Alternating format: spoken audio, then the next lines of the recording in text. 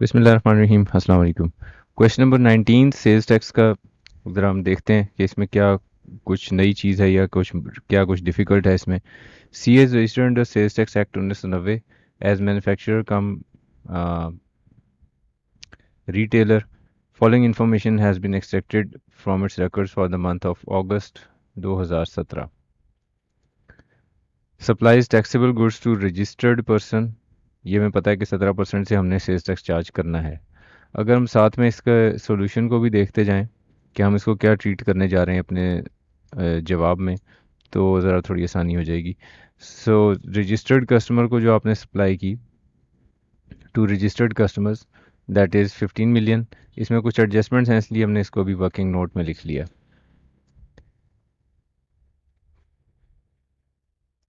Next is taxable goods to unregistered person. Unregistered person को sale जब आप करते हैं तो 17% सेल्स टैक्स चार्ज करना होता है और 3% फर्दर टैक्स। 3556,000। और इसका अब हम ट्रीटमेंट क्या करेंगे, इसको भी हम डायरेक्टली अपने ऊपर, क्योंकि इसमें कोई एडजस्टमेंट नहीं है इसलिए 3556,000 इसके ऊपर 17% से सेल्स टैक्स होगा और 3% से फर्दर टैक्स भी कैलकुलेट किया जाएगा। नेक्स्ट इज़ एक्सपोर्ट्स 1.5 मिलियन के दिए हुए हैं सवाल में, और एक्सपोर्ट्स का जो फिगर है 1.5 मिलियन, इसमें सवाल में कुछ एडजस्टमेंट है इसलिए मैं इसको भी वर्किंग नोट में लिख रहा हूँ। 1.5 मिलियन को वो एडजस्टमेंट करने के बाद फिर हम फाइनल फिगर को यहाँ पर ले आएंगे और उसके ऊपर 0% से सेल्स टैक्स चार्ज कर देंगे। Next is examined supplies 1.7 million. So examined supplies के केस में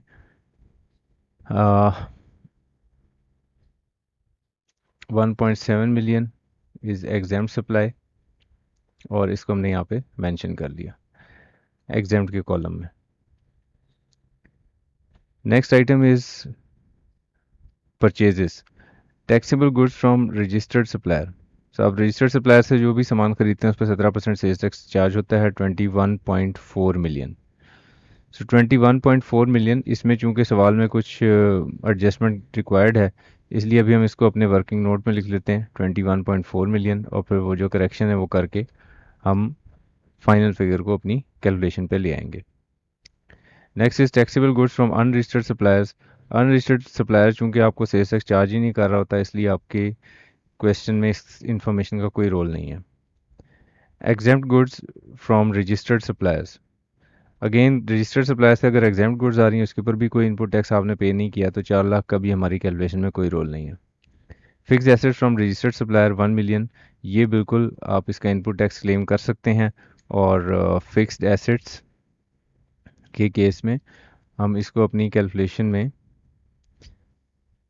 मशीनरी और 1 मिलियन को हमने यहाँ लिख दिया है और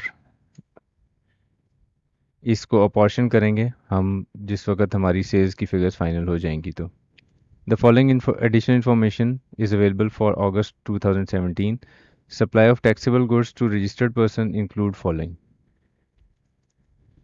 So इसका ताल्लुक ज़रा ये देखें कि ये जो इन्फॉर्मेशन दी हुई है, दिस इज़, पहली चीज़ तो ये कि दिस इज़ एडिशनल इन्फॉर्मेशन, और फिर वो ये कह रहा है कि supply of taxable goods to registered persons, यानी taxable goods to registered person, ये जो ऊपर दी गई हैं 15 मिलियन की, इंक्लूड फॉलोइंग, उसमें ये चीज़ें शामिल हैं जो ये नीचे 2 पॉइंट लिखे हुए हैं। Goods invoiced at rupees 3,25,000, net of special discount of 1,25,000, sold to a government official. आपने स्पेशल डिस्काउंट दिया है गवर्नमेंट ऑफिशियल को, इसके लिए सेल्स टैक्स लॉ की प्रोविज़न क्या है वो ज़रा हम पहले डिस्कस कर लेते हैं, फिर उसके बाद देखते हैं कि इस स्पेशल डिस्काउंट को हम क्या ट्रीट करेंगे। सो सेल्स टैक्स लॉ की प्रोविज़न डिस्काउंट से मुतल्लिक वो क्या है जी, वो ये है कि हमने इसको पढ़ रखा है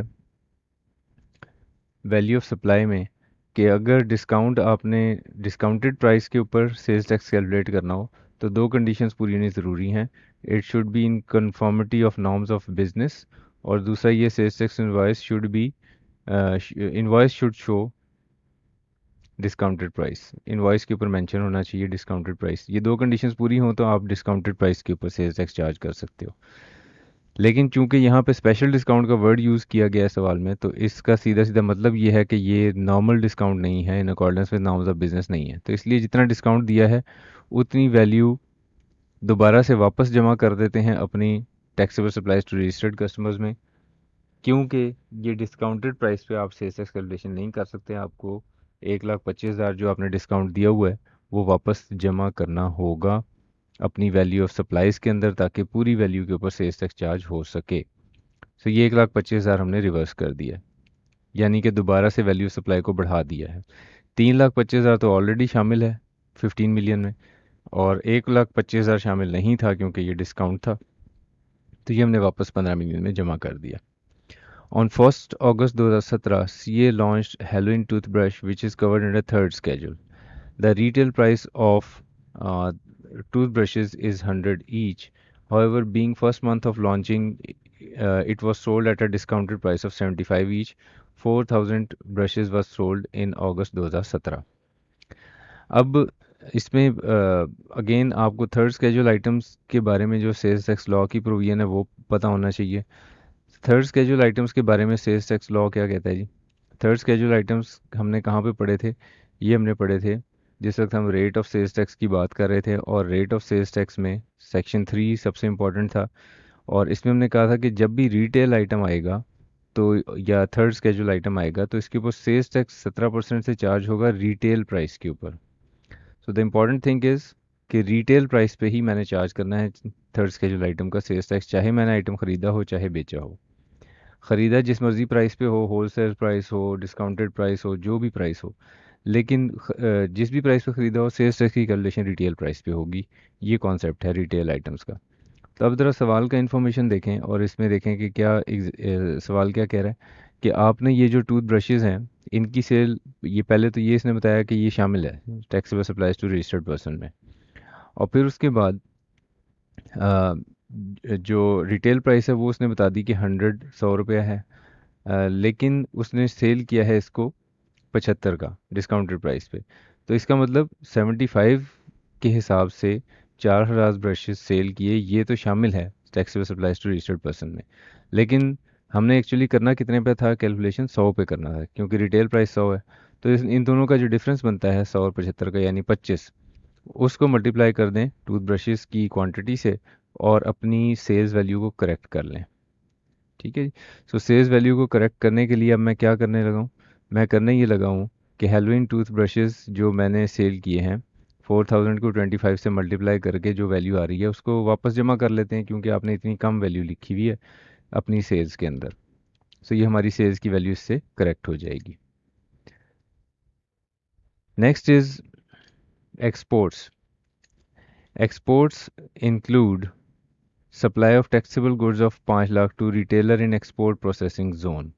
एक्सपोर्ट प्रोसेसिंग जोन पाकिस्तान के वो इलाके हैं जिनको हुकूमत पाकिस्तान ने एक्सपोर्ट प्रोसेसिंग जोन डिक्लेयर कर दिया है, और उस इलाके में अगर आप इंडस्ट्री लगाते हैं तो आप बेसिकली आप इन्हें एक्सपोर्ट करनी होती है, और एक्सपोर्टर को कुछ आसानियाँ देने के लिए, कुछ टैक्स रिलीफ देने के लिए, उसके प्रोसेसेस को आसान रखने के लिए एक्सपोर्ट प्रोसेसिंग जोन बना दिए गए हैं। आप वहाँ पे जाके अपनी इंडस्ट्री लगाएंगे तो आपको बहुत सारी आसानियाँ भी मिलेंगी और बचत भी मिलेगी। अब अगर आपने कोई सामान सप्लाई किया है एक्सपोर्ट प्रोसेसिंग जोन में किसी रिटेलर को, तो ये एक्सपोर्ट नहीं है। पहली चीज़ तो आपको ये समझनी है कि ये एक्सपोर्ट नहीं है। अब अगर ऊपर एक्सपोर्ट्स में आपने इसको शामिल कर दिया हुआ है तो ये गलत किया हुआ है। 1.5 मिलियन में इसको नहीं होना चाहिए, 5 लाख को। तो इसलिए 5 लाख को एक्सपोर्ट प्रोसेसिंग जोन में किसी रिटेलर को सप्लाई करने से वो एक्सपोर्ट नहीं मान जाती। इसलिए मैं इसको क्या करूँगा, अपनी एक्सपोर्ट्स में से माइनस कर दूंगा, क्योंकि ये जीरो रेटेड सप्लाई नहीं है, टैक्स लॉ ने इसको जीरो रेटेड नहीं कहा, और मेरी जो taxable supplies to registered person है उसमें मैं शामिल कर दूंगा। सो यहाँ से निकाला और ऊपर ऐड कर दिया। Next information is exempt supplies include distribution of free samples of exempt goods among the vendors. Value of such goods amounted to rupees 80,000. So आपकी जो exempt sales थी इसमें आपने free sample of exempt goods among vendors, ये आपने कुछ free samples थे जो आपने distribute कर दिए। Value of such goods amounted to rupees 80,000. Now जो free samples हैं जो आपकी exempt goods के होते हैं, यहाँ पे देखें हमारी एग्जाम सप्लाईज जो है 1.7 मिलियन हमें सवाल में गिवन है, ठीक है। और अब जो क्वेश्चन, मैं एक दफ़ा दोबारा वापस क्वेश्चन के ऊपर जा रहा हूँ, इसकी ज़रा नरेशन को ध्यान से पढ़ें कि exam supplies include distribution of free samples of exempt goods among the vendors, value of such goods amount to rupees 80,000। Now आपकी जो एग्जाम सप्लाईज हैं, ऊपर एग्जाम सप्लाईज की वैल्यू कितनी दी हुई है, 1.7 मिलियन। उसमें शामिल है distribution of free samples of examined goods. अब एग्जाम्ड गुड्स अगर आपने दी हैं फ्री सैंपल के तौर पे, तो इसके लिए पहले तो देखें सेल्स टैक्स लॉ की प्रोविजन क्या है। सेल्स टैक्स लॉ की प्रोविजन ये है कि हमने जो सप्लाई का डेफिनेशन पढ़ा था ना, सो मैं ज़रा जा रहा हूँ हाउ टू कैलकुलेट और सप्लाई। सप्लाई के डेफिनेशन में पढ़ा था कि अगर आप गुड्स खुद बनाते हो, आपकी अपनी प्रोड्यूस्ड गुड्स हैं, और वो आप किसी भी और इस्तेमाल में ले आते हैं, सेल नहीं करते, चाहे प्राइवेट यूज़ हो, चाहे बिजनेस हो, चाहे नॉन बिजनेस यूज़ हो, किसी भी यूज़, तो वो सप्लाई ही ट्रीट होगा। शर्त यह है कि वो आपकी मैन्युफैक्चर्ड आइटम होना चाहिए। तो इस बुनियाद के ऊपर हम क्या करेंगे कि जो सेल्स है उसको तो सप्लाई ही ट्रीट करेंगे, लेकिन चूंकि वो एग्जाम्प्ट आइटम्स हैं, तो इसलिए अब मैं ये नहीं करूँगा कि उसको यहाँ अपनी टैक्सेबल सप्लाईज में ले आऊँ। वो एग्जाम्प्ट आइटम का फ्री सैंपल भी एग्जाम्प्ट ही रहेगा। So free samples of exempt goods are not taxable. Exempt goods का फ्री सैंपल है तो वो टैक्सेबल तो नहीं है, वो तो एग्जाम्प्ट ही है। तो एग्जाम्प्ट वो ऑलरेडी शामिल है 1.7 मिलियन में। अगर आप सवाल का नरेशन पढ़ो तो उसने कहा है कि 1.7 मिलियन में ये ऑलरेडी शामिल है, एग्जाम्प्ट सप्लाईज इंक्लूड। तो इसलिए 1.7 मिलियन का फिगर ऑलरेडी करेक्ट है, इसको कोई भी एडजस्टमेंट करने की मुझे ज़रूरत नहीं है। Next is purchases from registered supplier include. अब ये किस फिगर की बात हो रही है, purchases from registered supplier. So taxable goods from registered supplier यानी कि 21.4 मिलियन। सो 21.4 मिलियन में पहला इन्फॉर्मेशन क्या बताया उसने, material worth 3.5 lakh, the payment of which was made by depositing cash directly in business bank account of supplier। सो आपने cash उठाया और जमा करा दिया एक सप्लायर के अकाउंट में। तो ये तो बड़ी आसान सी प्रोविजन है टैक्स लॉ की। वो आसान सी प्रोविजन क्या है कि टैक्स लॉ ने कुछ परचेजेस ऐसी हैं जिसका इनपुट टैक्स डिसअलाउ किया है। सो विच इनपुट टैक्स इज एडजस्टेबल में हमने ये पढ़ा था कि अगर आपने अमाउंट अबव 50,000 हो और आपने क्रॉस चेक से पे ना की हो या बैंकिंग चैनल से, बैंकिंग चैनल से मुराद ये कि एक अकाउंट से दूसरे अकाउंट में फ़ंड ट्रांसफ़र इस तरह नज़र आना चाहिए। सो अगर ऐसा नहीं है तो फिर 50,000 से ऊपर की अगर ट्रांजैक्शन है तो फिर input tax in respect of following transaction is not allowed, तो वो अलाउड नहीं होता। तो नतीजा यहाँ से ये निकला कि आपने जो कैश में उसके अकाउंट में पैसे जमा कराए हैं उसका इनपुट टैक्स आप क्लेम नहीं कर सकते। इसलिए पेमेंट इन कैश का इनपुट टैक्स जो 3.5 लाख रुपए है वो मैं नहीं क्लेम कर सकूंगा और मैं अपनी परचेजेस फ्रॉम रजिस्टर्ड सप्लायर में से उसको माइनस कर दूंगा। Next item is material worth 8 lakh against which a discrepancy has been indicated by crest. Crest ने कोई डिस्क्रिपेंसी इंडिकेट कर दी 8 लाख की परचेज से मुतल्लिक। तो अब इसके ऊपर टैक्स लॉ क्या कहता है जी, तो हम रेलिवेंट प्रोविजन पे पहले जाएंगे फिर उसके बाद इसका ट्रीटमेंट देखेंगे। सो रेलिवेंट प्रोविजन ये है कि which input tax is adjustable, हमने टैक्स क्रेडिट नॉट अलाउड में पढ़ा था कि अगर कोई ऐसा इनपुट है purchases in respect of which discrepancy is indicated by crest और input taxes of which is not verifiable. So अगर क्रेस्ट यानी ये जो एफबीआर का सॉफ्टवेयर है जो इनपुट और आउटपुट को मैच करता है, उसमें कोई डिस्क्रिपेंसी यानी कोई गलती खामी नज़र आ जाए, मिसमैच नज़र आ जाए, तो registered person shall not be allowed to deduct input tax. तो मतलब ये नतीजा क्या निकला कि इसका मैं इनपुट टैक्स क्लेम नहीं कर सकता। तो क्रेस्ट की डिस्क्रिपेंसी 8 लाख रुपए की, इसका मैं इनपुट टैक्स क्लेम नहीं कर सकूंगा और मैं अपनी ये परचेज में से इसको निकाल देता हूँ। Next item is an amount of rupees 2 million paid for purchase of raw material. However, only 30% of the goods were supplied during August for which sales tax invoice has been issued by the supplier. Now, अब tax law की provision ये है कि आप आपका payment से purchase और cell का कोई ताल्लुक नहीं है। आउटपुट टैक्स इनपुट टैक्स की कैलकुलेशन का ना पेमेंट से कोई ताल्लुक है ना रिसीट से कोई ताल्लुक है, उसका ताल्लुक है टाइम ऑफ सप्लाई से। और जो टाइम ऑफ सप्लाई है वो डिफाइन हुआ हुआ है टैक्स लॉ में, ठीक है। सो हम टाइम ऑफ सप्लाई को पहले देखते हैं कि वो क्या है। तो जब हम आउटपुट टैक्स कैलकुलेट करना सीख रहे थे तो टाइम ऑफ सप्लाई हमने ये समझा था कि जिस वक्त भी गुड्स डिलीवर हो जाएं या मेड अवेलेबल हो जाएं तो वो सप्लाई ट्रीट होते हैं, ठीक है। सो गुड्स डिलीवर हो जाएं या मेड अवेलेबल हो जाएं तो वो सप्लाई ट्रीट हो जाते हैं। तो अब इससे क्या नतीजा निकाला हमने? इससे नतीजा ये निकाला कि ये जो 2 मिलियन है जो आपने पे किया है, लेकिन 30% आपको सप्लाई हुए हैं, तो आपकी परचेज में तो 2 मिलियन शामिल है। गुड्स सिर्फ आई है 30% की और उसी की इनवॉइस भी आई है, तो आप सिर्फ 2 मिलियन के 30% का ही इनपुट टैक्स क्लेम कर सकोगे ना, बाकी 70% का तो नहीं कर सकोगे। तो अगर 70% का इनपुट टैक्स आप नहीं क्लेम कर सकते तो फिर इसकी करेक्शन कैसे होगी आपकी परचेजेस की वैल्यू में, कि जो भी 2 मिलियन का 70% बनता है उसको निकाल दें अपनी परचेजेस में से, तो परचेज की वैल्यू करेक्ट हो जाएगी। Next is on August 2017, CE executed an agreement with Majid Sons for sale of locally purchased goods worth 2,25,000. The agreement empowers MS to obtain delivery of these goods anytime it likes. So goods के ख़रीदारी से मुतलिक उन्होंने एक agreement किया और इसकी value है 2,25,000। और इस एग्रीमेंट की वजह से जो ख़रीदार है यानी कि मजीद सन्स, वो किसी भी टाइम इन गुड्स को आकर आपकी प्रेमिसेस से ले जा सकता है, ठीक है। सो अब अगर वो किसी भी टाइम आकर आपकी प्रेमिसेस से ले जा सकता है तो इसका मतलब क्या है? इसका मतलब ये है कि गुड्स आर मेड अवेलेबल। अगर गुड्स आर मेड अवेलेबल तो इसका मतलब सप्लाई ट्रीट हो गया। ये मेड अवेलेबल जो है ये सप्लाई की डेफिनेशन में शामिल है। तो अगर वो सप्लाई ट्रीट हो गया तो मुझे उसको फ़ौरन से सेल बनाना पड़ेगा। सो मजीद सांस को जो भी मैंने गुड्स अवेलेबल कर दी हैं चूँकि, तो इसलिए ये सेल्स बनेगी और इसका आउटपुट टैक्स कैलकुलेट होगा। Next information is about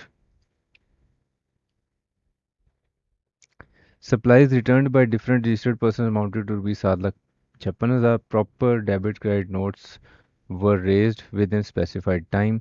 so 7,56,000 के रिटर्न्स हैं और रिटर्न्स का ट्रीटमेंट हमें पता है टैक्स लॉ में क्या करना होता है कि हमने अपनी सेल्स में से इसको एक नेगेटिव एंट्री के तौर पर दिखाना होता है। तो हम ये 7,56,000 को माइनस कर देंगे अपने आउटपुट टैक्स में से भी और सेल्स में से भी।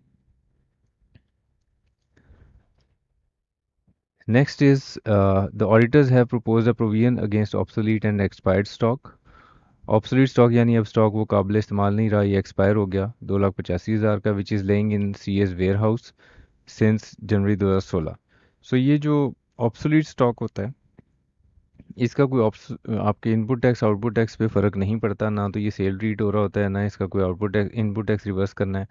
हाँ, अगर डिस्ट्रक्शन ऑफ गुड्स हो यानी गुड्स डिस्ट्रॉय करनी पड़ जाए तो फिर उनका इनपुट टैक्स रिवर्स करना होता है। तो इसका तो कुछ भी इम्पैक्ट नहीं होगा आपके कैलकुलेशन के ऊपर। Machinery purchase during the month was commission into operation on 31 अगस्त। सो अगस्त के महीने की ही हम कैलकुलेशन बना रहे हैं और अगस्त के महीने में मशीनरी इस्तेमाल हो रही है तो इसका इनपुट टैक्स क्लेम होगा।